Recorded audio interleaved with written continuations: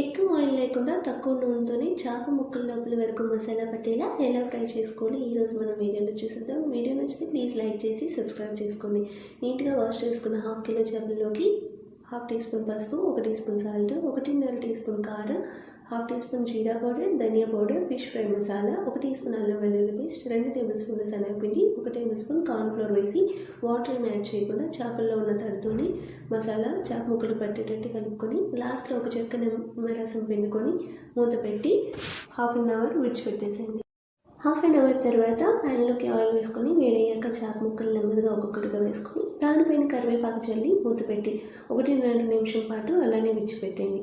తర్వాత మూత తీసి మళ్ళీ తిప్పేసుకోండి. చేప ముక్కలు నెమ్మదిగా ఇలా అటు ఇటు తిప్పుతూ ఫ్రై చేసుకోండి. ఈ స్టేజ్లో ఉండేటప్పుడే పక్కకు తీసేసుకోండి. మరీ ఎక్కువ ఫ్రై అయిపోయినా కూడా చేప ముక్కలు బాగా డ్రై అయిపోయి టేస్ట్ అనేది అంత బాగుండదు. వీడియో నచ్చితే ప్లీజ్